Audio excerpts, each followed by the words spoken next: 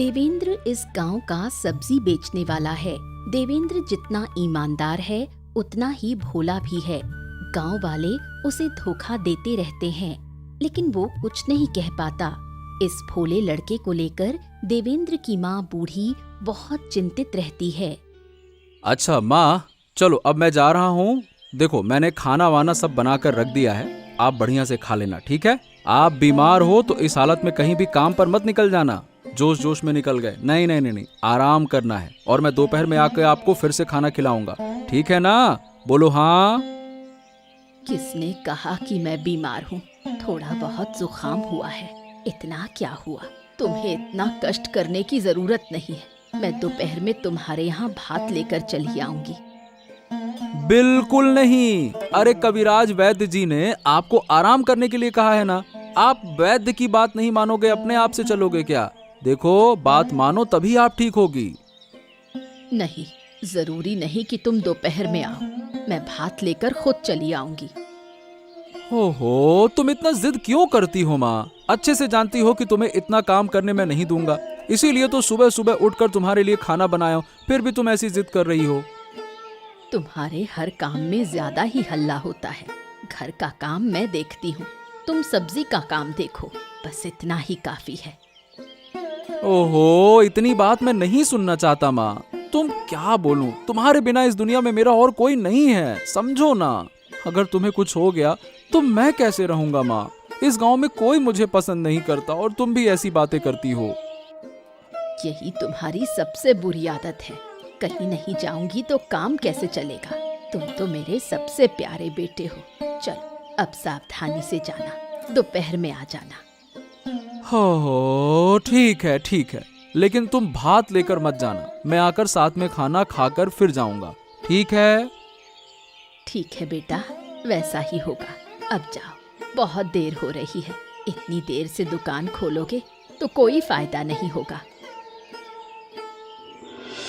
देवेंद्र पूरे दिन ज्यादा सब्जी बेच नहीं पाता।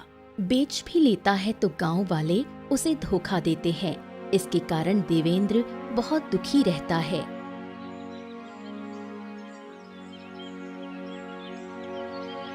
बेटा क्या हुआ?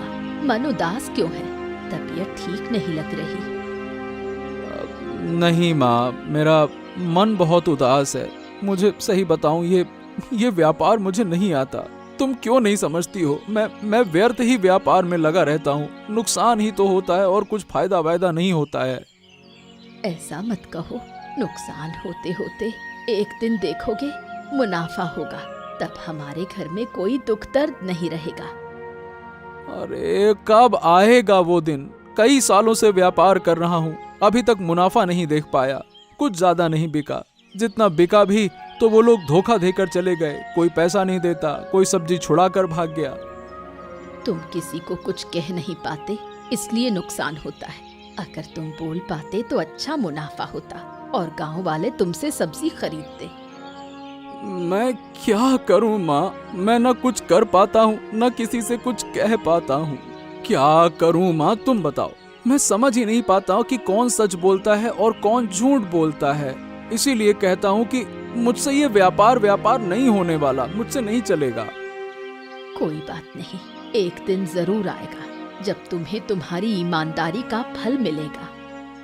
हाँ ठीक है माँ, मैं तो तुम्हारे ऊपर ही भरोसा करता हूँ, पर कब तक गरीबी में जीवन बिताऊंगा ये मुझे समझ नहीं आता। ये सब तुम्हें नहीं सोचना चाहिए। तुम अपने हिसाब से व्यापार चलाओ। विक्रम और इंदिरा देवेंद्र के पड़ोसी हैं। दोनों ही देवेंद्र की सरल सपाट सोच पर तंज करते रहते हैं। वो हमेशा उसे धोखा देने का मौका तलाशते रहते हैं। और देवेंद्र दादा, क्या हाल चाल है? आज की बिक्री कैसी रही? जरूर आज खूब मुनाफा हुआ होगा। आज बाजार में लोग कम नहीं थे। हैं, बताओ। अरे क्या मुनाफा? क्या होता क्या है मुनाफा? कैसा होता है मुनाफा? कुछ नहीं हुआ, जैसा रोज होता है वैसा ही है। आज उससे भी कम हुआ बल्कि तो। हाँ, तुम तो जानते हो मेरी बिक्री ज्यादा नहीं होती है, फिर भी ऐसी बातें करते हो। अरे ये सब छोड़ो। दादा तुम हमको ना 2 किलो परवल दे दो। ये लो भाई, ये रही तुम्हारी 2 किलो परवल। हैं? ये 2 किलो है क्या? अरे गजब करते हो यार भैया, ये तुम झूठ बोल रहे हो साफ साफ। देख कर तो ऐसा नहीं लगता, लगता है कि ये आधा किलो से भी कम है। अरे क्या बात करते हो, आधा किलो से कम कहाँ है, ये पूरा का पूरा 2 किलो है। चाहो तो तुम्हारे सामने नापा है, देखो, मैं झूठ क्यों बोलूंगा। अरे मुझको विश्वास नहीं होता, देख कर तो लगता नहीं कि 2 किलो है। फिर से नापो। हाँ ये लो, एकदम 2 किलो, बल्कि थोड़ा सा ज्यादा ही है। तुम भी। अरे कोई ज्यादा नहीं है, गलत नाप रहे हो। मुझे जब देखकर नहीं लगता कि 2 किलो है तो मैं 2 किलो के पैसे नहीं दूंगा। 500 ग्राम सब्जी 2 किलो बताकर बेच रहे हैं, ज्यादा से ज्यादा 1 किलो के पैसे दूंगा, बता रहा हूं मैं। ये कैसी बातें कर रहे हो विक्रम, मैंने 2 किलो परवल दिया, तुम 2 किलो का पैसे क्यों नहीं दोगे? तुम्हारे सामने तौला भी मैंने, 1 किलो के क्यों दोगे? क्योंकि मुझे लगता है कि ये 1 किलो है इसलिए, और अगर ज्यादा बोलोगे तो आधा किलो का पैसा भी नहीं दूंगा, लेके चला जाऊंगा सब्जी, समझे? देखो, तुम मुझे धोखा देने की कोशिश कर रहे हो साफ साफ। मैंने तुम्हारे सामान को मापा है, यहाँ 2 किलो परवल है और उससे ज्यादा ही है, ये देखो। अब अगर तुम 1 किलो का पैसा दोगे ना तो क्या बहुत ज्यादा बोल रहे हो? मैं तुमको एक भी पैसा नहीं दूंगा, मैं चला। लो, नहीं देता पैसे। देखो बाबू, हम इस गांव में कितने साल से रह रहे हैं, आप भी गांव के मोड़ल हैं, मुखिया हैं। इस गांव का भला बुरा तो आपको ही देखभाल करना चाहिए, है ना? अरे हाँ हाँ, बिल्कुल बिल्कुल, गांव का भला बुरा सब हमको ही देखना होगा। लेकिन तुम अचानक से ये उल्टी सीधी बातें काहे कर रहे हो? अरे क्यों ना कहूँ बाबू, वो देखो, वो एक पागल आदमी है जो पूरे दिन बाजार में सब्जी लेकर बैठा रहता है और माहौल को खराब करता है। उसकी वजह से गांव वाले सब नाराज हैं। किसकी बात कर रहे हो? देवेंद्र की? अरे पर मैं जानता हूँ कि वो तो मतलब अच्छा आदमी है, खराब क्या है, दिक्कत क्या है? अच्छा, कोई अच्छा नहीं है वो। अगर आप खुद आकर बाजार देखते तो पता चलता। वो सिर्फ सड़ी गली सब्जी बेचता है, ऊपर से लोगों को धोखा देता है। अब आप बताओ, उसके जैसे लोग इस गांव में रहना चाहिए क्या? अगर ऐसा करता है तो मतलब ऐसा तो नहीं करना चाहिए, फिर ये ठीक बात नहीं है। अब बताओ किया क्या जाए? अरे करना क्या है, मैंने उससे 2 किलो परवल को बोला, आधा किलो को वो 2 किलो बताकर मेरे से 2 किलो के पैसे ले रहा था। ऐसे लोगों को सीधा गांव से निकालना होगा, तभी समस्या खत्म होगी। अब देखो, एक परिवार को गांव से निकालना आसान नहीं है। अरे आप ये सब मुझ पर छोड़ दो बाबू, मैं उसे ऐसा फंसाऊंगा कि वो गांव छोड़कर भागे बिना नहीं बचेगा। ठीक है, जैसा तुम चाहो, पर ज्यादा नुकसान मत करो, नहीं तो उल्टा असर होगा। लोगों को इतना नुकसान नहीं पहुंचना चाहिए, समझ गए? अरे नहीं नहीं नहीं, मैं कुछ बुरा नहीं करूंगा। मैं चाहता हूँ कि वो इस गांव से चला जाए, तब जाकर गांव में शांति आएगी।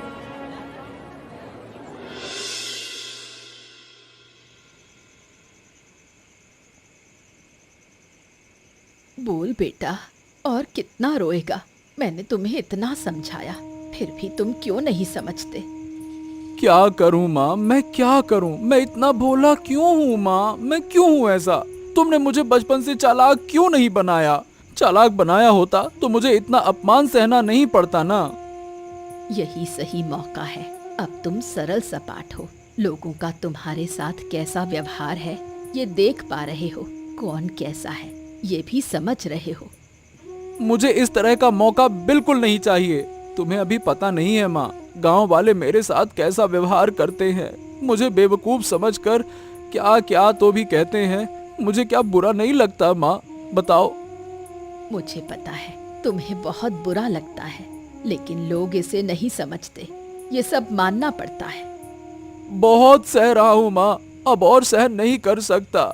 मैं सही बताऊँ, मैं ये काम करना बंद करना चाहता हूँ। जिन्हें मैं अपना समझता हूँ वो भी आकर मुझे धोखा देते हैं, अपमान करते हैं। मुझसे नहीं सहा जा रहा, मुझे बहुत दुख होता है।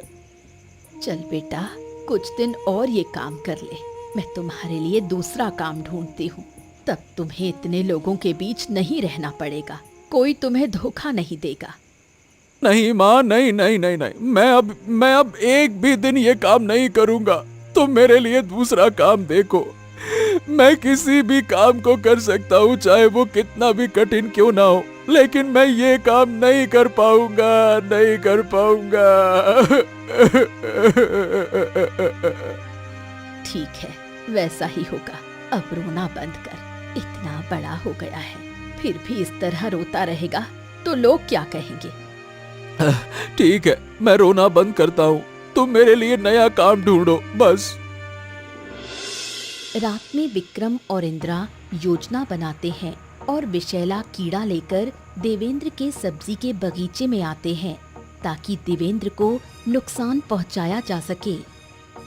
कह रही हूँ, ये कीड़े मेरे हाथ से लो। मेरे शरीर में इनसे परेशानी हो रही है। मुझे इन कीड़ों को पकड़ना बिल्कुल भी अच्छा नहीं लग रहा। मैं कब से तुम्हें कह रही हूँ, तुम मेरी कोई बात सुनते ही नहीं। अरे थोड़ा समय कीड़े तुम्हारे हाथ पर रहने से क्या होगा? पागल वगल हो क्या? क्या तुम्हारा शरीर खराब हो जाएगा क्या? और वैसे भी ये कीड़े मैंने तुम्हारे हाथ पर ऐसे ही नहीं दिए हैं, कागज में लपेट कर दिए हैं। फिर भी तुम्हें ये खरखराहट क्यों हो रही है? तुम समझते क्यों नहीं? तुम्हें कीड़ों से डर नहीं लगता, लेकिन मुझे इनसे बहुत डर लगता है। इसलिए मुझे ऐसा लग रहा है, अब ज्यादा बात मत करो। मेरे हाथ से ये कीड़े लो, नहीं तो मैं अभी यहाँ से चली जाऊंगी। अरे तो क्या तुम यहाँ पे मुझसे झगड़ा करने आई हो क्या? अरे घर पर झगड़ा करोगी तो क्या हो जाएगा?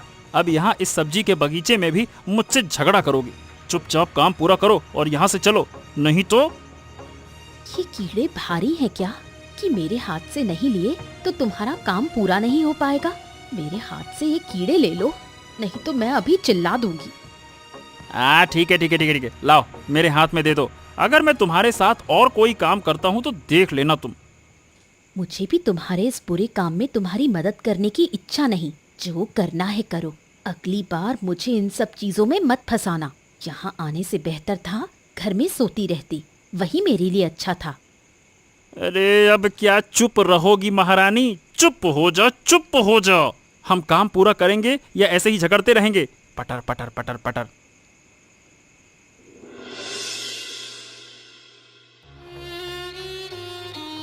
सुबह सब्जी के बगीचे की ऐसी हालत देखकर बूढ़ी और देवेंद्र को बहुत दुख होता है। पूरे बगीचे में एक भी सब्जी बची नहीं है। ये क्या है? इतने सारे कीड़े कहाँ से आ गए? और देखो हमारे बगीचे का क्या हाल कर दिया है। अचानक इतने सारे कीड़े आना ठीक नहीं है। पता नहीं कब आए माँ, कल शाम को ही तो मैंने बगीचे को ठीक ठाक से देखा था। तो ये काम तो रात में हुआ होगा, पर इतने सारे कीड़े कैसे आए? और ये सामान्य कीड़े नहीं है, ये जहरीले कीड़े हैं। अगर कोई सामान्य आदमी ये सब्जी खाए तो उसकी तबीयत बहुत खराब हो जाएगी। अरे मुझे लगता है कि शायद चलते चलते हमारे बगीचे तक आ गए होंगे। अगर ये कीड़े खुद चलते हुए आते तो पूरे बगीचे में इतने सारे कीड़े नहीं होते। जरूर कोई दुश्मन हमारे बगीचे में ये कीड़े छोड़ गया है। क्या बात कर रही हो? पर ऐसा कौन करेगा? हम किसी को नुकसान तो नहीं पहुंचाते, किसी से हमारी कोई दुश्मनी भी नहीं रखते। जो लोग हमें पसंद नहीं करते वो ऐसा जरूर कर सकते हैं। ये बात तुम समझे नहीं क्या? तुम्हारे साथ ये क्या हुआ है, तुम समझ नहीं पा रहे? अरे माँ, मतलब वो थोड़े बहुत छोटे मोटे बुरे काम थे, लेकिन इतने बड़े काम के लिए कोई ऐसा करेगा? बाप रे बाप, अब क्या करें माँ? मुझे कुछ समझ नहीं आ रहा। अब हम जीवन कैसे चलाएंगे? नया काम शुरू करने में भी तो काफी समय लगेगा। मेरा सब्जी का बगीचा कैसे खत्म हो गया? चलो माँ, पहले इन जहरीले कीड़ों को मारने की कोशिश करते हैं, नहीं तो पूरे गांव में फैल जाएंगे। क्या हुआ बेटे? तुम दोपहर में नदी के किनारे दुखी होकर क्यों बैठे हो? बताओ, मुझे अपना दुख बताओ, किस बात का दुख है? क्या बताऊं, कल रात मेरा सब्जी का बगीचा नष्ट हो गया, इसीलिए मेरा मन खराब है। क्या बात कर रहे हो? कैसे नष्ट हुआ? किसी ने तुम्हारा नुकसान किया क्या? या किसी पर तुम्हारा कोई आरोप है? बताओ। मुझे तो कुछ नहीं पता कि किसने किया, पर मैं किसी पर आरोप नहीं लगाता। शायद ये मेरी किस्मत थी, इसीलिए ऐसा हुआ। अरे तुम तो बहुत अच्छे लड़के हो। तुम्हारे जैसे ही एक लड़के की मुझे तलाश है। मेरे पास कुछ ऐसा है जो मैं देने के लिए एक अच्छे इंसान की खोज में हूँ। सही बताऊं तो मैं कोई अच्छा इंसान नहीं हूँ। बेवकूफ हूँ मैं, बेवकूफ। पूरा गांव मेरा मजाक उड़ाता है। आपकी चीज मैं सही तरीके से संभाल भी नहीं पाऊंगा। मैं इस लायक नहीं हूँ, मैं किसी लायक नहीं हूँ, कुछ नहीं हूँ, मैं नहीं हूँ। शांत शांत शांत शांत। तुम सब संभाल सकते हो और सही तरीके से प्रयोग भी कर सकते हो। मुझे पूरी उम्मीद है, मैं देख सकता हूँ। नहीं नहीं नहीं नहीं, मुझे कुछ नहीं चाहिए। अगर मैं कुछ भी लूंगा तो माँ फिर मुझे डांटेगी। वो नहीं डांटेगी, पहले ये चीज तो देखो, शायद तुम्हारी माँ भी इसे पहचान ले। ये देखो, इसे ले जाओ। नहीं नहीं नहीं, मुझे नहीं चाहिए। आप बस हमें आशीर्वाद दो कि हमारा घर फिर से खुशहाल हो जाए, बस। मैंने तुम्हें आशीर्वाद दिया। आज से तुम अपनी सब्जी का काम फिर से शुरू करो। जब तुम घर लौटोगे तो देखोगे कि तुम्हारा बगीचा पहले जैसा हो गया है। तथास्तु। पर कैसे हो गया? मैं तुम्हें एक जादुई पत्ती दूंगा जिससे तुम्हारा सब्जी का बगीचा छूते ही पहले जैसा हो जाएगा। क्या आप सच कह रहे हैं? बिल्कुल सच। लेकिन हाँ, एक बात, इस पत्ती का कभी भी बुरे काम में इस्तेमाल मत करना। ओम नमः शिवाय, नमः शिवाय। साधु द्वारा दी गई चमकीली पत्ती देखकर देवेंद्र का मन खुश हो जाता है। उसे फिर से सब कुछ शुरू करने का आत्मविश्वास मिलता है। पत्ती की मदद से सब्जी का बगीचा ठीक होने के बाद बूढ़ी ने फैसला किया कि वो अपने साथ हुए अन्याय का बदला लेगी। पत्ती की मदद से पता करेंगे कि किसने उनके साथ बुरा किया। मैं जानती थी ये पत्ती एक दिन हमारे घर वापस आएगी। हैं? तुम कैसे जानती थी माँ? क्या तुमने पहले कभी ये पत्ती देखी है क्या? वो बातें बाद में, पहले हमें बदला लेना है। जब ये पत्ती हमारे बगीचे को ठीक कर सकती है तो ये पता भी लगा सकती है कि हमारे साथ कौन बुरा कर रहा है। लेकिन कैसे माँ? आज रात हम गांव के हर घर के सामने जाएंगे और इस पत्ती को पकड़ेंगे। जिसके घर के सामने ये पत्ती चमकने लगेगी वही दोषी होगा। अरे वाह, ये तो बहुत अच्छी बात है माँ। इससे काम होगा। अब मुझे तो बहुत अच्छा लग रहा है, बहुत अच्छा लग रहा है। कुछ नया देखने को मिलेगा आज। हाँ, चलो अब काम शुरू करते हैं। पूरा गांव सो रहा है, यही सही समय है सबके घर जाकर ये पत्ती पकड़ने का। हाँ, मैं भी देखना चाहता हूँ कि हमारे नुकसान के लिए कौन उठ खड़ा हुआ है, कौन ऐसा घृणित काम कर रहा है। अगर एक बार पकड़ लिया तो पूरा गांव बुलाकर उनका न्याय कराएंगे।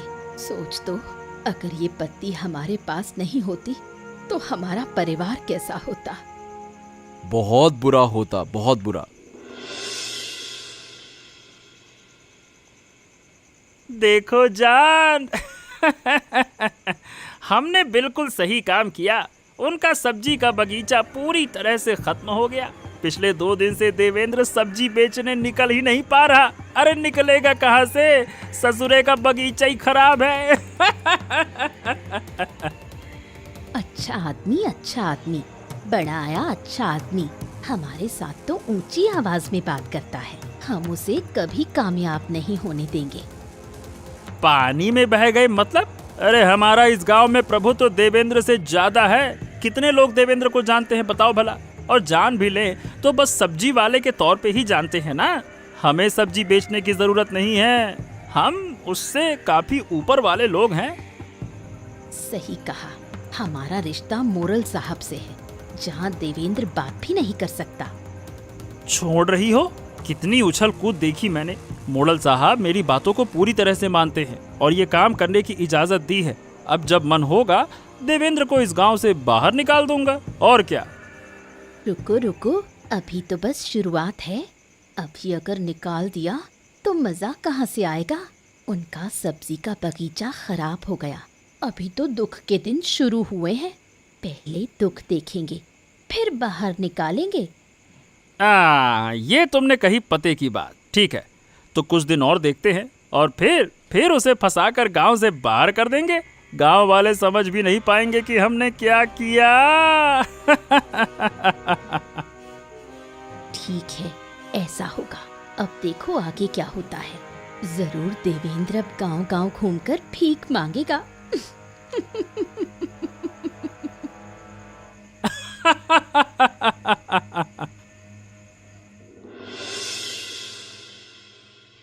हाँ माँ, जब से ये पत्ती हमारे घर में आई है, आहा, तभी से गांव वाले मुझे प्यार करने लगे हैं। मैं सबकी मदद करने की कोशिश करता हूँ। हाँ, तुझे प्यार करते हैं, इसका कारण ये है कि तू सबकी मदद करता है। पहले तो मदद करने की हालत नहीं थी। पहले तो मेरे घर में ही अभाव था। गांव वालों की हम क्या ही मदद करते। हाँ, सही कहा माँ। अब गांव वाले मुझे धोखा नहीं देते। सब मेरी इज्जत करते हैं, प्यार करते हैं और प्यार से बहुत कुछ देते हैं, कुछ पैसे भी देते हैं। देखा, मैंने कहा था ना, हमारे अच्छे दिन जरूर आएंगे। हमेशा दुख के दिन नहीं रहते। ऊपर वाला हमारी परीक्षा ले रहा था और हम परीक्षा में पास हो गए।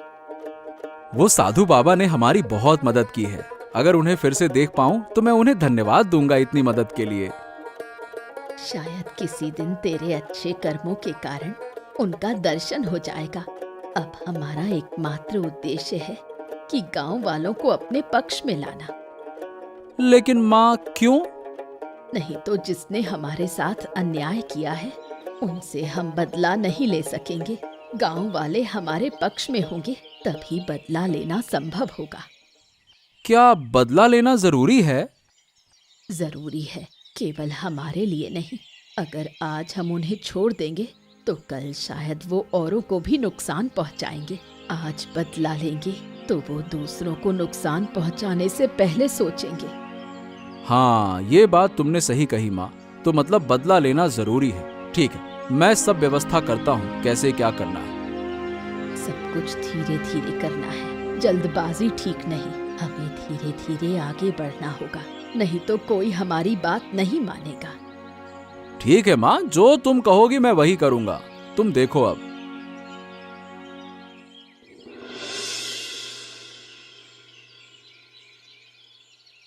देवेंद्र के अच्छे काम देखकर विक्रम का परिवार और भास्कर बाबू खुद शर्मिंदा हो गए।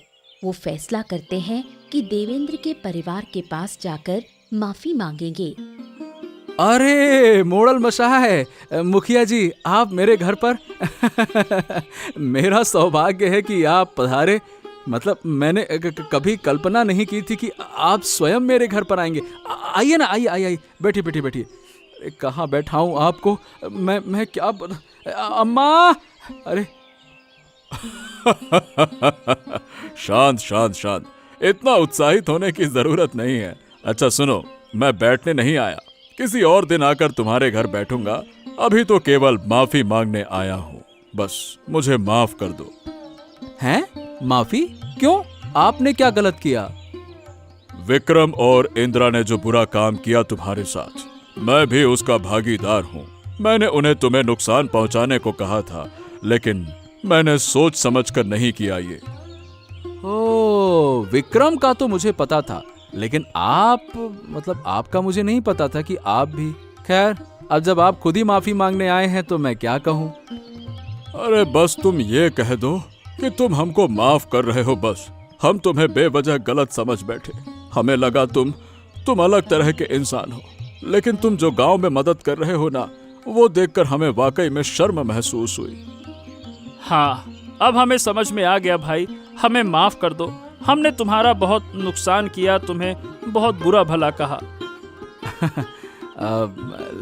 क्या है कि मैं तो माफ कर दूंगा, लेकिन मेरी माँ माफ नहीं करेगी। अगर आप गांव वालों के सामने सभा बुलाकर अपनी गलती स्वीकार कर लें, तभी मेरी माँ माफ करेगी। हाँ तो ठीक है ना, कर देंगे। अब माँ की इच्छा है तो पूरी कर देंगे। चल विक्रम, चल।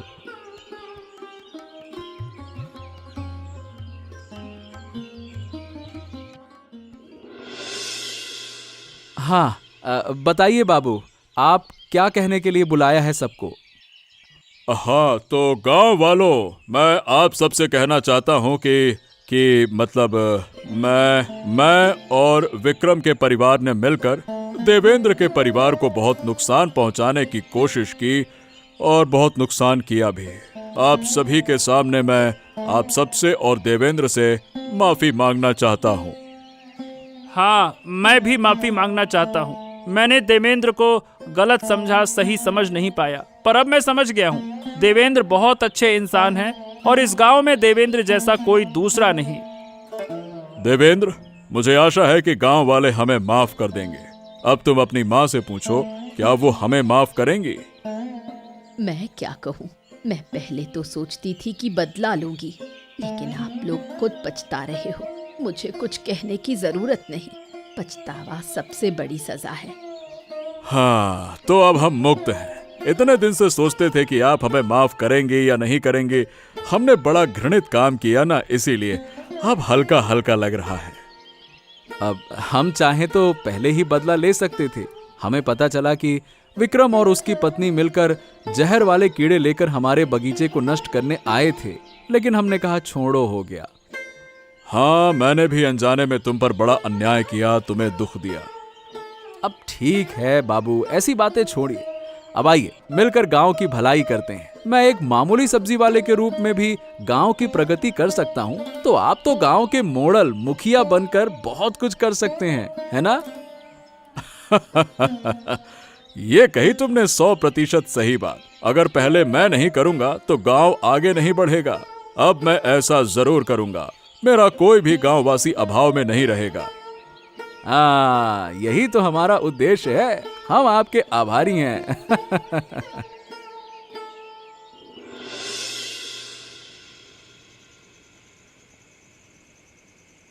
सभी झंझटों के बाद बूढ़ी अब जादुई पत्ती का रहस्य खोलती है। ये पत्ती देवेंद्र के पूर्वजों की एक विरासत है। तूने मुझसे पूछा था ना इस जादुई पत्ती के बारे में, तब मैंने कुछ नहीं कहा क्योंकि हालात तनावपूर्ण थे। अब जब सब ठीक है, तब मैं तुझे इसका असली रहस्य बता सकती हूँ। जरूर माँ, मैं जानना चाहता हूँ, बताओ ना, ये पुत्ती इतनी खास क्यों है? ये कोई साधारण पुत्ती नहीं हो सकती, बताओ ना। बिल्कुल सही, वो साधु बाबा कोई सामान्य इंसान नहीं। वो साधु बाबा हमारे पूर्वजों की सेवा करते आए हैं और वो पत्ती हमारी पूर्व पीढ़ी की विरासत है। पूर्वज? ये किसी परी कथा जैसा लगता है ना? सही कहा, ये एक परी कथा जैसा है। हमारी असली जिंदगी में भी ऐसी घटनाएं होती हैं जिनका मेल वास्तविकता से नहीं होता। ऐसा लगता है जैसे कहानी हो। ओ, तो वो साधु बाबा इतने सालों बाद फिर क्यों आए? इस पत्ती का सही वारिस अब तक नहीं मिला। जब साधु बाबा ने देखा कि तू असली वारिस है, तो वो आए और वो पत्ती तुझे दी। क्या? माँ, मैं कैसे असली वारिस? मेरे पिता, चाचा, दादा तो थे। वो सब थे, लेकिन तेरे जैसा स्वच्छ मन वाला कोई नहीं था। अगर ये पत्ती उनके हाथ में जाती तो वो इसका गलत इस्तेमाल करते। साधु बाबा जानते थे कि तू कोई गलत काम कर ही नहीं सकता।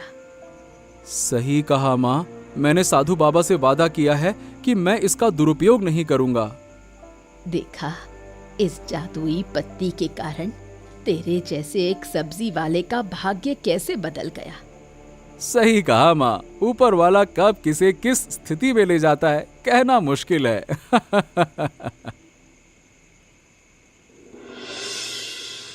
सभी बाधाएं पार करके देवेंद्र फिर से अपनी सब्जी के व्यापार में जुट गया। अच्छे अवसर के बावजूद देवेंद्र अपनी जड़ें नहीं भूल पाया। उसने तय किया कि वो हमेशा सब्जी वाला ही रहेगा। क्या बात है देवेंद्र, आज सुबह सुबह तुम सब्जी बेचने क्यों आ गए? और क्या बताऊं बाबू, थोड़ी देर में यहाँ लोगों का आना जाना शुरू हो जाएगा, तब गरीब दुखियों को शर्म महसूस होगी आने में, इसीलिए वो सुबह सुबह ही आ जाते हैं और मैं उन्हें सब्जी दे देता हूँ। अरे वाह वाह वाह, क्या सोच है तुम्हारी, क्या सोच है। जवाब नहीं, हम तुम्हारे जज्बात अब तक समझ नहीं पाए थे। तुम्हारे कारण आज मैं खुद ही बाजार में आकर तुमसे सब्जी खरीद रहा हूँ। सिर्फ तुम्हारे कारण आया हूँ। हाँ, सही कहा। अब से हम धोखा नहीं देंगे, हम सही दाम देंगे। 500 ग्राम का 500 ग्राम और 2 किलो का 2 किलो पैसा देंगे। हाँ। हमेशा मुझसे ही सब्जी मत खरीदना, अन्य सब्जी वाले हैं उनसे भी कभी खरीद लेना, उनको भी अच्छा लगेगा। देखा, अपने नुकसान के बारे में सोचे बिना दूसरों का ख्याल रखते हो तुम्हारे जैसे लोग दुर्लभ हैं देवेंद्र। अरे ये कोई बड़ा काम नहीं है, ये सिर्फ इंसानों का साथ देना है ताकि वो दुखी ना हो। मैं जानता हूँ अभाव में रहना कितना दुखदायक होता है, किसी से हाथ भी नहीं फैलाया जा सकता। सही कहा, मैं तुम्हारे प्रति खुश हूँ और अब गांव की उन्नति के लिए जागरूक हूँ। क्या कहते हो विक्रम? हाँ बाबू, अब हम सब मिलकर गांव के विकास में काम करेंगे। हाँ। इसके बाद गांव के सभी लोग एकजुट होकर गांव के विकास में लगे। सबके मुख पर केवल एक ही बात थी, देवेंद्र की महानता। पर देवेंद्र जानता था इसका असली कारण क्या है। देवेंद्र और बूढ़ी मिलकर उस जादुई पत्ती की देखभाल करते रहे। ऐसे ही मजेदार कहानियां देखने के लिए हमारे चैनल को सब्सक्राइब करना ना भूलें।